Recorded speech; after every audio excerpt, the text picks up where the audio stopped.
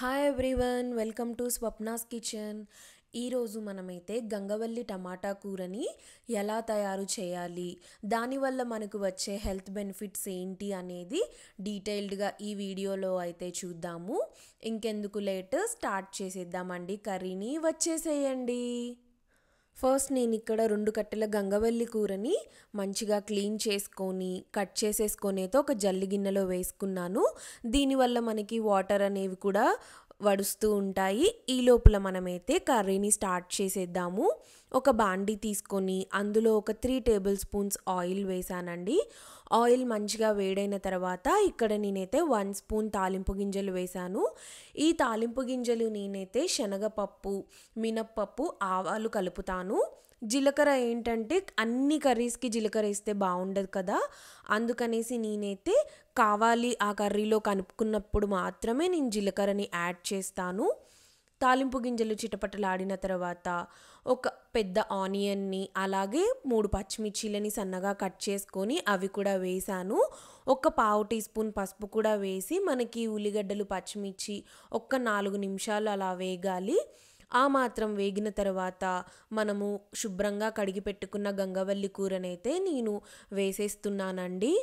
ఆకుకూరని వేసేసి వెంటనే కలపకుండా మూత పెట్టి మనమైతే ఒక్క 5 మినిట్స్ వరకు మగ్గనిచ్చామంటే కూర అంతా సాఫ్ట్గా అయిపోతుంది. చూసారు కదా, వాటర్ అంతా మంచిగా వస్తూ ఉంటుంది. ఈ టైంలో మనమైతే మూత తీసి ఒకసారి మంచిగా కలుపుకోవాలి. ఒక్క 5 మినిట్స్ అయిన తర్వాత ఇంకొద్దిసేపు అయితే మనము ఆకుకూరని మంచిగా మగ్గనిద్దాము. ఈలోపు నేను ఇక్కడ అయితే 2 టొమాటోస్ని కట్ చేసుకొని పక్కన పెట్టుకుంటానండి. మరీ ఎక్కువ టొమాటో వేసినా బాగోదు. సో ఇక్కడ నేను తీసుకున్న 2 కట్టెల గంగవల్లి కూరకి 2 టమాటాలను అయితే యాడ్ చేస్తున్నాను. మనకి ఆకుకూర చూస్తున్నారు కదా, వాటర్ అంతా పైకి వచ్చింది. ఈ టైంలో నేను టమాటో కూడా వేసుకున్నాను. నెక్స్ట్ మన రుచికి తగినంత ఉప్పు కూడా వేసుకొని ఇంకొద్దిసేపు అయితే మనం మగ్గనివ్వాలి. ఈ గంగవల్లి కూర అయితే వంటికి చాలా చలవండి. ఈ సమ్మర్లో మనకి గంగవల్లి కూర బాగా వస్తూ ఉంటుంది కాబట్టి మీరైతే వీక్కి ఒక 2 టైమ్స్ అయినా మీ డైట్లో ఇంక్లూడ్ చేసుకునేటట్టుగా ట్రై చేయండి. దీనిలో మనకైతే చాలా విటమిన్స్ ఉంటాయండి. విటమిన్ ఏ ఉంటుంది, విటమిన్ B1, B2, B3, అలాగే విటమిన్ సి ఉంటుంది. ఇవన్నీ కాకుండా మనకి ఫిష్లో దొరికే ఒమేగా 3 ఫ్యాటీ యాసిడ్స్ అనేవి ఉంటుందండి గంగవల్లి కూరలో. సో చూస్తున్నారు కదా ఎన్ని హెల్త్ బెనిఫిట్స్ ఉన్నాయో.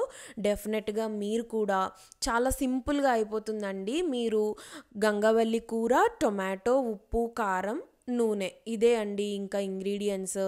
ఎంత సింపుల్గా ఉందో కదా కర్రీ కూడా తయారు చేయడం. సో ఇక్కడ నేనైతే మన రుచికి తగినంత కారం కూడా వేసుకొని ఇంకొద్దిసేపు మగ్గనిస్తున్నాను. కర్రీ మీరు ఎన్నో స్టెప్స్ ఏమీ ఉండదండి, జస్ట్ కూర మగ్గనించడం ఒక్కటే ప్రాసెస్ ఇక్కడ. మిగతాదంతా ఏం ఉండదు. చూస్తున్నారు కదా మనకి కూర మంచిగా మగ్గుతూ ఉంది. మనకి వచ్చిన వాటర్ ఉంది కదా, అది ఆల్మోస్ట్ ఒక 90% వరకు పోవాలండి. ఈ టైంలో మీకు ఒకవేళ ఉప్పు పడుతుందంటే అడ్జస్ట్ చేసుకోవచ్చు. నాకు కొంచెం ఉప్పు పడుతుంది అనిపించింది, సో అందుకే నేనైతే యాడ్ చేశాను. మనం మంచిగా కూరని మగ్గనిచ్చుకోవాలి. సిమ్లో పెట్టుకొని మూత పెట్టి చూడండి, ఆల్మోస్ట్ 90% వరకు మనకు వచ్చిన వాటర్ అంతా అయితే ఎగిరిపోయింది.